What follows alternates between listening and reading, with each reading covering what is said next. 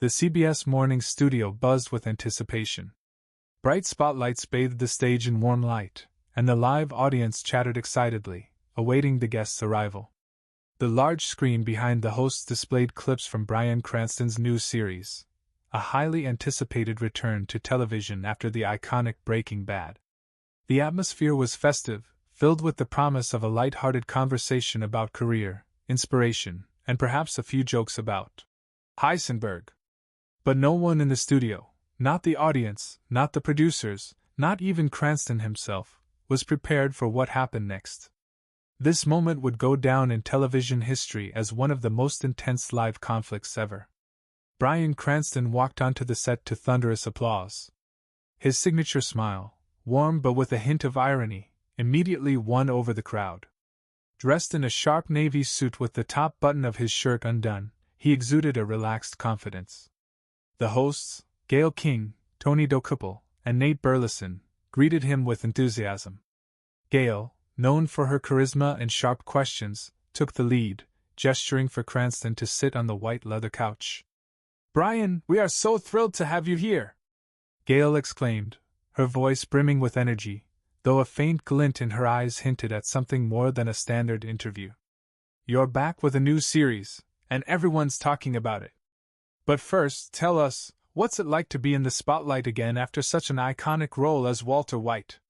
The audience chuckled at the mention of the character, and Cranston responded with his characteristic ease. "You know, Gayle, I thought after Breaking Bad people would stop asking me about blue candy, but it seems that's never going away."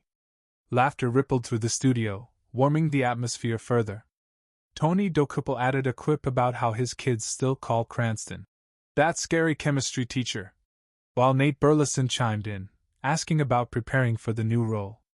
Everything was going according to plan, a friendly chat, light jokes, applause. But there was a subtle tension in the air, one that no one could yet pinpoint. Gayle King leaned forward, her smile sharpening slightly. "Bryan, your new series is a drama about a judge fighting corruption, a very timely topic, right? But I've heard you shy away from political statements in real life. Why is that? You play these principled characters, but you keep your distance.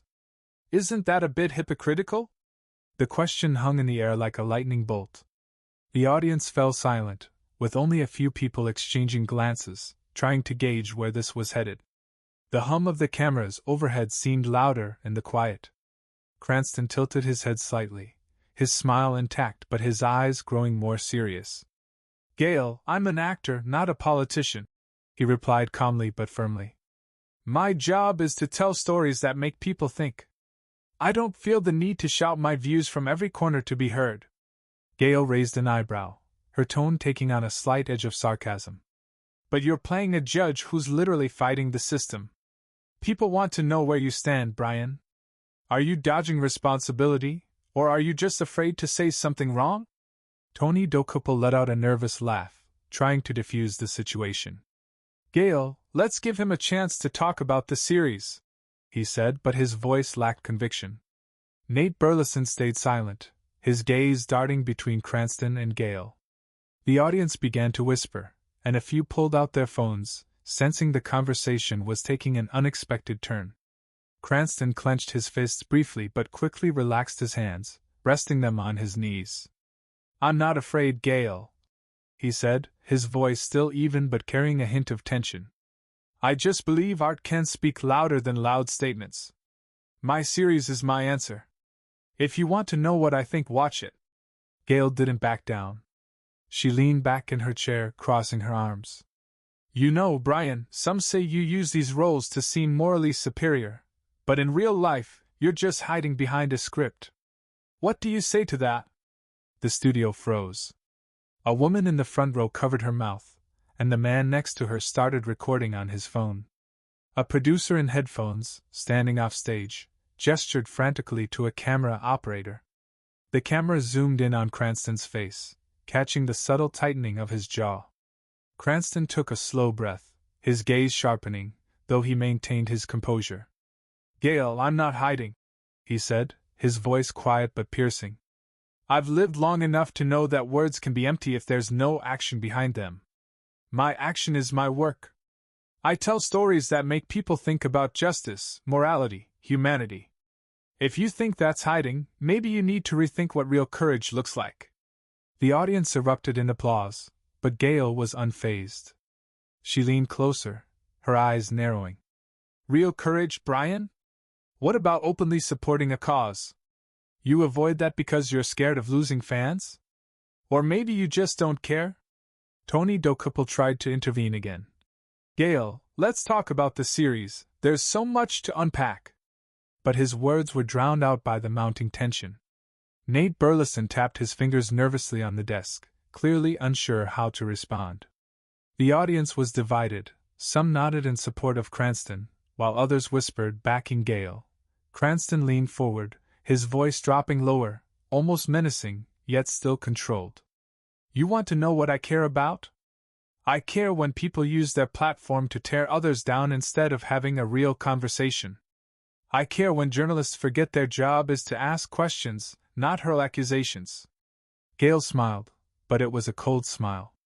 "Oh, Bryan, I'm just asking the questions people want to hear. You're a star, you should be ready for this. Or maybe you're too delicate for the truth." The words hit like a slap. The studio fell into a deafening silence, broken only by the hum of cameras and the click of a producer's keyboard offstage. Cranston stood slowly, his movements calm but deliberate. The audience held its breath, sensing something monumental was about to unfold.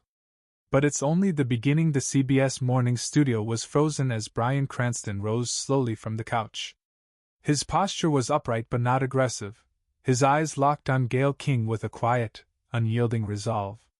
The hum of the cameras grew louder in the dead silence, and the click of a security guard's heels, nervously approaching the stage, echoed through the studio.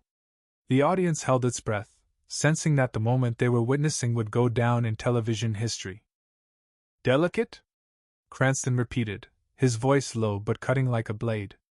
He paused, letting the word linger, then turned to the audience, addressing each person as if individually.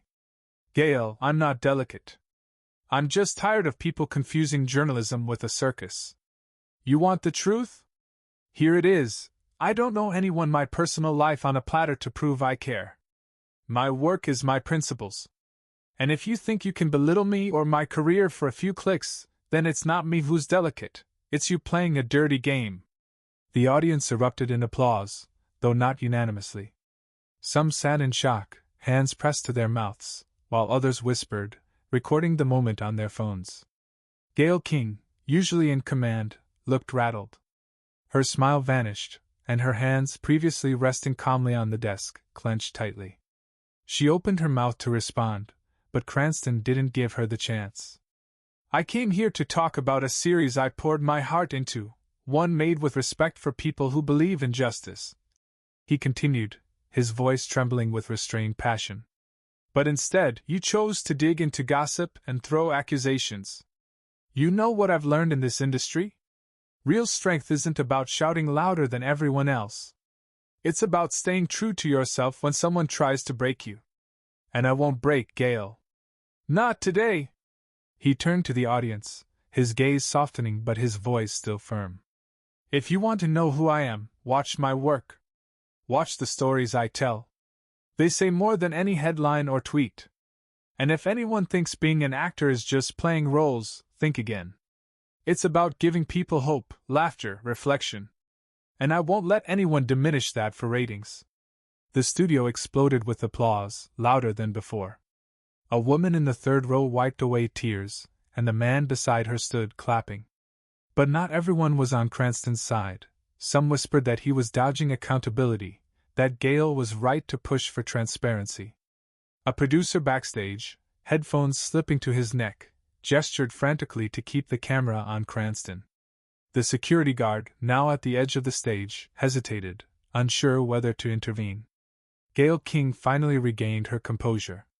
She raised a hand, trying to reclaim control. "Bryan, no one's diminishing your work. But the public deserves to know who's behind these roles. You can't just hide behind a script and expect people to understand you." Cranston spun back to her, his eyes flashing. "Hide?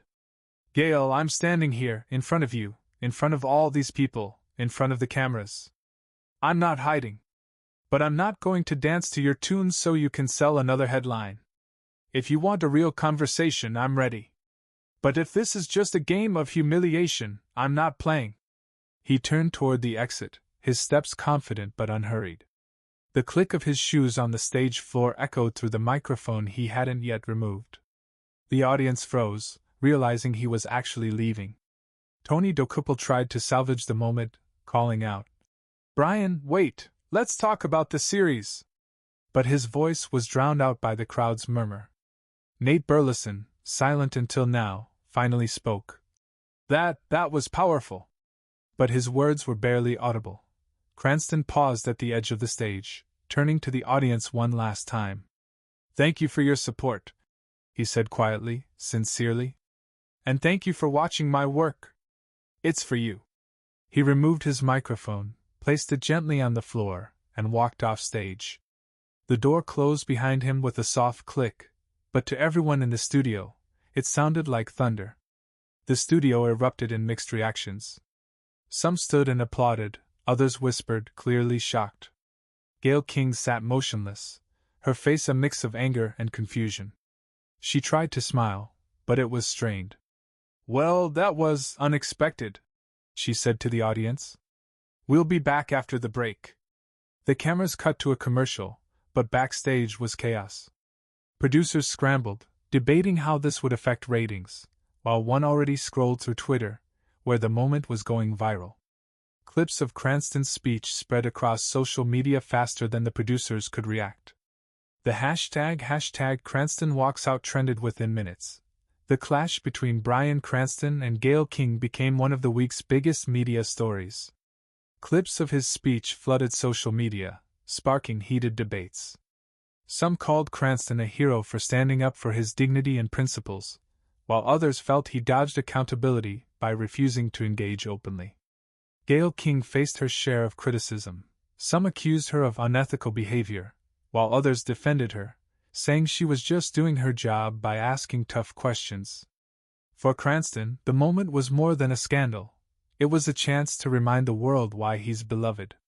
His series, barely discussed that day, gained massive attention due to the viral controversy. But more importantly, his words about art as a form of impact inspired many. In subsequent interviews, he avoided addressing the incident directly, but his actions spoke volumes. He continued creating stories that made people think. What do you think? Did Bryan Cranston do the right thing by walking out? Was Gayle King justified in pushing for transparency? Share your thoughts in the comments, and subscribe to stay updated on stories like this. Who was right in this conflict that made television history?